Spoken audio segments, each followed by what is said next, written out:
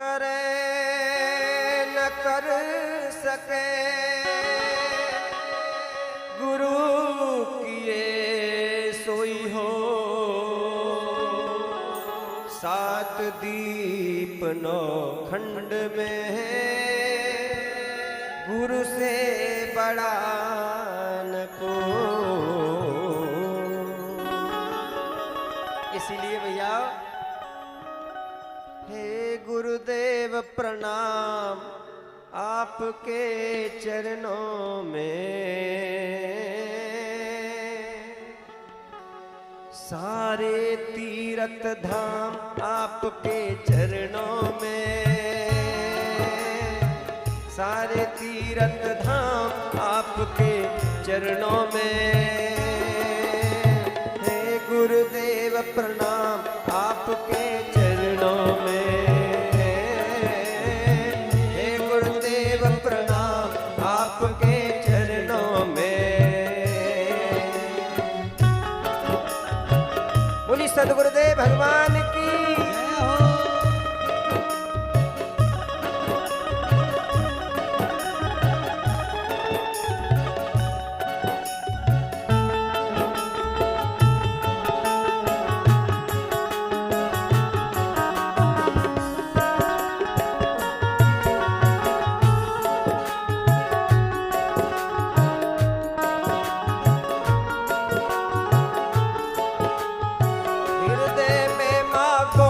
लक्ष्मी कंठ शारदा माता है। कंठ शारदा माता है। कंठ शारदा माता है। जो भी मुख से वचन किए वो वचन सिद्ध हो जाता है। वचन सिद्ध हो जाता है। हे गुरु ब्रह्मा हे गुरु विष्णु ब्रह्मा हे गुरु विष्णु हे शंकर भगवान आपके चरणों में। हे गुरुदेव प्रणाम आपके चरणों में। हे गुरुदेव प्रणाम आपके चरणों में।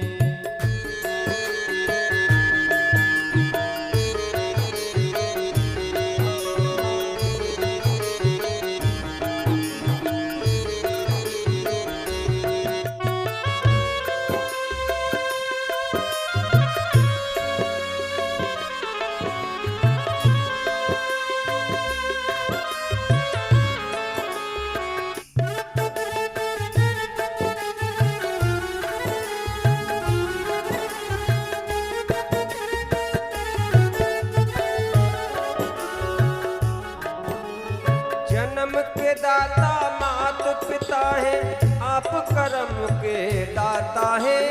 आप कर्म के दाता है।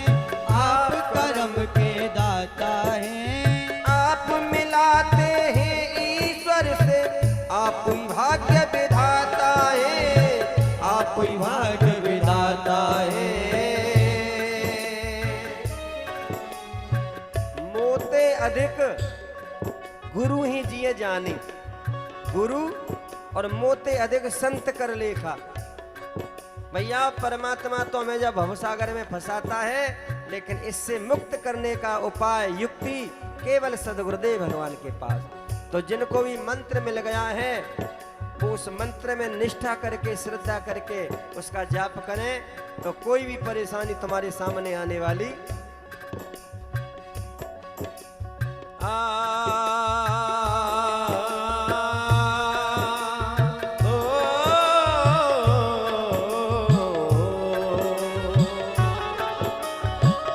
गुरु है गंगा ज्ञान की जो करे पाप का नाश। गुरु है गंगा ज्ञान की जो करे पाप का नाश। ऐसे सद्गुरुदेव भगवान के चरणों में भी आओ। एक बार सभी कहें बोले अपने अपने सद्गुरुदेव भगवान की जय हो। जन्म के दाता मात पिता है आप कर्म के दाता है। आप कर्म के दाता है। आप कर्म के दाता है। आप मिला हे ईश्वर से आप भाग्य विधाता है, आप भाग्य विधाता है। दुखिया मन को रोगी तन को, दुखिया मन को रोगी तन को मिलता है आराम आपके चरणों में। मैं सद्गुरु गुरुदेव प्रणाम आपके चरणों में, हे गुरुदेव प्रणाम आपके चरणों में। भैया आज यहाँ श्री सूत जी महाराज सौनक आदि 88,000 ऋषि अपने अपने गुरुदेव भगवान के चरणों में वंदन करते हैं और उसके बाद कथा प्रारंभ करी। सबसे पहले जब सुखदेव भगवान महाराज परीक्षित जी को साफ लग गया और शुक्रताल मेरठ मुजफ्फरनगर से आगे शुक्रताल में विराजमान हो गए परीक्षित जी। सुखदेव भगवान ने देखा कि आज परीक्षित बड़ा परेशान है, मुझे जाना पड़ेगा। सुखदेव भगवान विराजमान हुए। परीक्षित जी ने देखा अब मेरा कल्याण निश्चित है, लेकिन उसी समय पे घटना घट गई। क्या? कथा प्रारंभ करना ही चाहते थे सुखदेव भगवान और उसी समय देवता स्वर्ग से और तुरंत चले आए और खाली हाथ नहीं, अमृत का कलश लेकर के। सुखदेव भगवान ने सोचा, बोले ना तो मैंने बुलाया। परीक्षित पहले ये पूछा देवताओं से, बोले भैया आप कैसे कैसे आए? बोले गुरुदेव हमें पता चला कि परीक्षित को सांप लग गया है, 7वें दिन तक्षक डसेगा। अच्छा, बोले आप? बोले हम परीक्षित के लिए अमृत का कलश लेकर के आए, इस परीक्षित को अमृत पिला दो, ये अजर और अमर हो जाएंगे। बोले आप क्या चाहते हैं? क्योंकि सुखदेव भगवान तो मैंने मन की अच्छी तरीके से जानते थे। बोले क्यों? बोले ऐसे अमृत लेके आए। बोले कौन से अमृत को? जहाँ अमृत के चक्कर में इतना बड़ा युद्ध भयो देवताओं में और दैत्यों में, जिसका नाम हुआ देवासुर संग्राम, लेकिन दैत्यों को दिया नहीं। और भाई अमृत न मैंने बुलाया और परीक्षित की ओर देखा। परीक्षित कहीं तुमने तो मन ही मन पुकार ना करी, बताओ। परीक्षित जी ने कहा गुरुदेव तेरी शरण में आके मैं धन्य हो गया, बरसों की आस थी जो संपन्न हो गया। आज हमारे आयोजक परिवार को बड़ी खुशी। बोले जो 11 महीना पहले, जो इतने दिनों से जो संकल्प था, आज हमारा पूरा हो रहा है। ऐसे ही परीक्षित जी कह रहे हैं बरसों की आस थी जो संपन्न हो गया। गुरुदेव लाखों मिले अमीर यहाँ। परीक्षित कौन है? एक राजा, पूरी पृथ्वी पर इनका राज था। तो कह रहे लाखों मिले अमीर यहाँ और लाखों गरीब, पर आप मिल गए तो धनवान हो गया। तो भैया जो पैसा के पीछे भाग रहे, हाय धन हाय धन हाय धन, उनसे निवेदन है कि परीक्षित जी कह रहे हैं कि गुरुदेव अभी तक मुझे जो शांति मिलनी थी अब तक ना मिली। इतने बड़े राजपाट में बोले शांति कहाँ मिली? बोले आज मैं सबसे बड़ा पैसे वाला। जब आप मिल गए तो मैं धनवान हो गया। इसका मतलब अभी तक धनवान नहीं थे।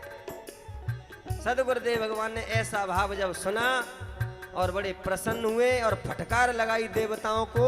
बोले देवताओं हम बहुत देर से सोच रहे कि तुम ऐसे तो नहीं आ सकते, लेकिन हम तुम्हारे अंदर तक के भाव को जान रहे हैं। कैसे पहचाना?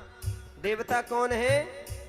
आए देव सदा स्वार्थी और वचन कहे जन परमार्थी। और एक भाव और कहें, देवता कौन है?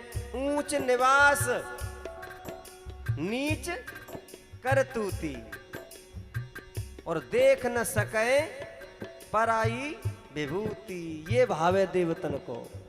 और होना ये चाहिए कि भैया जब हमें ऊंचाई प्राप्त होती है सदगुरुदेव भगवान के द्वारा, परमात्मा के द्वारा, होना तो ये चाहिए कि सादा जीवन, बोलो सादा जीवन उच्च विचार। और यहां उल्टा हो रहा है, ऊंच निवास नीच करतूती। सुखदेव भगवान ने फटकार लगाई, क्व स्वदा क्व कतालो के क्व काचा क्व मरण महान ब्रह्मरातो विचार एवं तथा देवांज हास। बोले तुम ठगवन करके हमारी आंखन में धूल झोंकने के लिए। और सुखदेव भगवान बतलाना चाहते हैं, ये कथा कहना चाहती है, कौन है सुखदेव भगवान?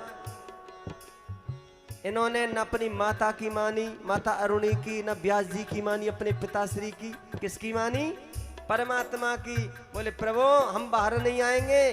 12 वर्ष बाद परमात्मा ने आश्वासन दे दिया कि आप आओ और हमारी माया तुम्हें व्यापेगी नहीं। और कौन से परीक्षित के सामने आए? जिस परीक्षित को और माँ के गर्भ में ही भगवान का दर्शन हुआ था। और ऐसे परीक्षित तो सुखदेव भगवान को ठगने के लिए फटकार लगा के भगाया। और देवता गए ब्रह्मा जी की शरण में, बड़े दुखी भये, गुरुदेव प्रभु हमारी बड़ी बेइज्जती भई। बेइज्जती किसकी होती है? जो अपने मन में, केवल अपने मन में, बड़े बड़ाई ना करें, बड़ों न बोले। देखो एक बात हम निवेदन करेंगे, जो बात आपकी समझ में आकर है तो आप बोले करो हमारे संग, अच्छा लगा तो। बड़े बड़ाई ना करें, बड़ों न बोले। क्यों? वो जानते हैं कि अपने मोते बड़ाई करी तो का बड़ाई, सामने वाला बड़ाई करे तो वास्तव में बड़ाई के हम पात्र हैं। और आज क्या करें, हमारी बेइज्जती कर दी। अपने मन में तो बड़े बने गए, अपने मन में बेइज्जती है गई जिनकी। बोले हुआ क्या?